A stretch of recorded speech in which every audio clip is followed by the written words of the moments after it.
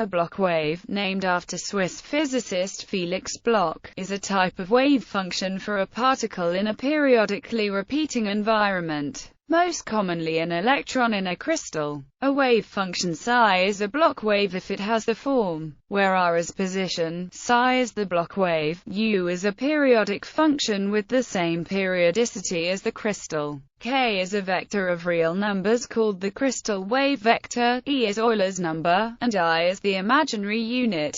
In other words, if you multiply a plane wave by a periodic function, you get a Bloch wave. Bloch waves are important because of Bloch's theorem, which states that the energy eigenstates for an electron in a crystal can be written as Bloch waves. This fact underlies the concept of electronic band structures. These Bloch wave energy eigenstates are written with subscripts as psi and k, where n is a discrete index, called the band index, which is present because there are many different Bloch waves with the same k. Within a band, psi nk varies continuously with k, as does its energy. Also, for any reciprocal lattice vector k, psi nk equals psi n. Therefore, all distinct Bloch waves occur for k values within the first Brillouin zone of the reciprocal lattice. Applications and consequences. Applicability. The most common example of Bloch's theorem is describing electrons in a crystal. However, a Bloch wave description applies more generally to any wave-like phenomenon in a periodic medium.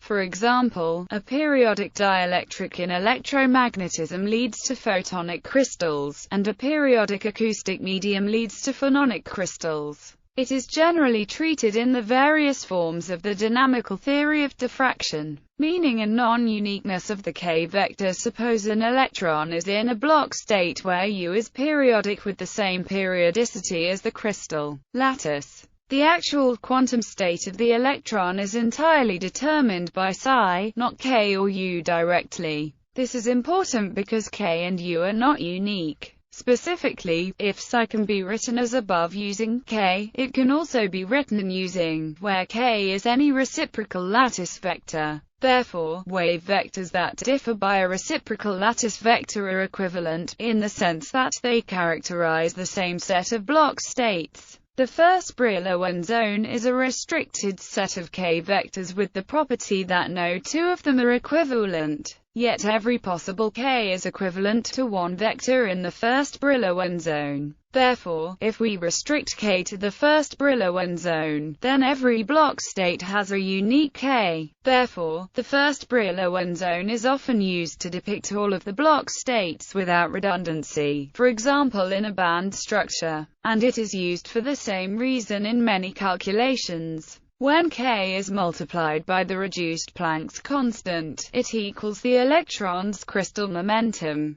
Related to this, the group velocity of an electron can be calculated based on how the energy of a Bloch state varies with k. For more details, see crystal momentum. Detailed example. For a detailed example in which the consequences of Bloch's theorem are worked out in a specific situation, see the article, Particle in a One-Dimensional Lattice. Proof of Bloch's theorem. Next, we prove Bloch's theorem. For electrons in a perfect crystal, there is a basis of wave functions with the properties. Each of these wave functions is an energy eigenstate. Each of these wave functions is a Bloch wave, meaning that this wave function can be written in the form where U has the same periodicity as the atomic structure of the crystal. Preliminaries. Crystal symmetries, lattice, and reciprocal lattice. The defining property of a crystal is translational symmetry, which means that if the crystal is shifted an appropriate amount, it winds up with all its atoms in the same places. A three-dimensional crystal has three primitive lattice vectors A1, A2, A3. If the crystal is shifted by any of these three vectors, or a combination of them of the form where near three integers, then the atoms end up in the same set of locations as they started.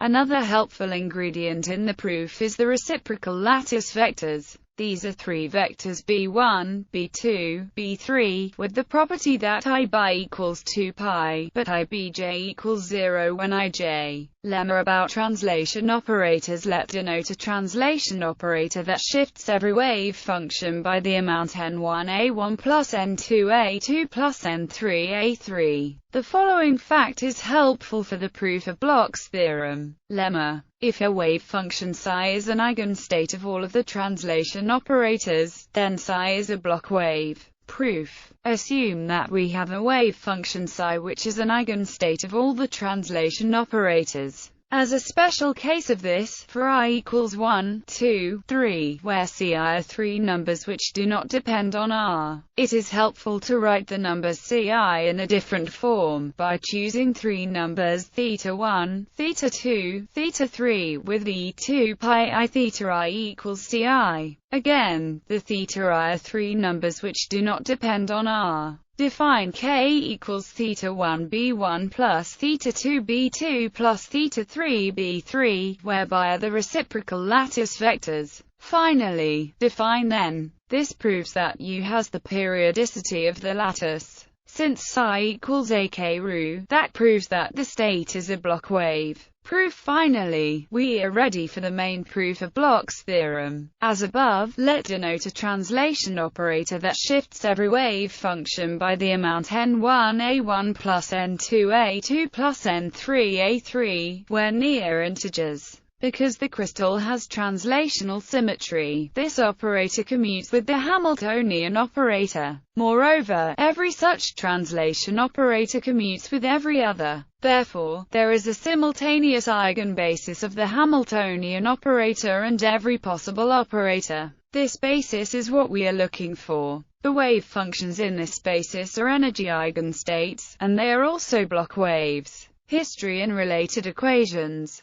The concept of the Bloch state was developed by Felix Bloch in 1928, to describe the conduction of electrons in crystalline solids. The same underlying mathematics, however, was also discovered independently several times, by George William Hill, Gaston Floquet, and Alexander Lyapunov. As a result, a variety of nomenclatures are common. Applied to ordinary differential equations, it is called Floquet theory. Various one-dimensional periodic potential equations have special names, for example, Hill's equation, where the θn are constants. Hill's equation is very general, as the θ-related terms may be viewed as a Fourier series expansion of a periodic potential. Other much-studied periodic one-dimensional equations are the Kronig-Penney model and Mathieu's equation. Mathematically, Bloch's theorem is interpreted in terms of unitary characters of a lattice group, and is applied to spectral geometry.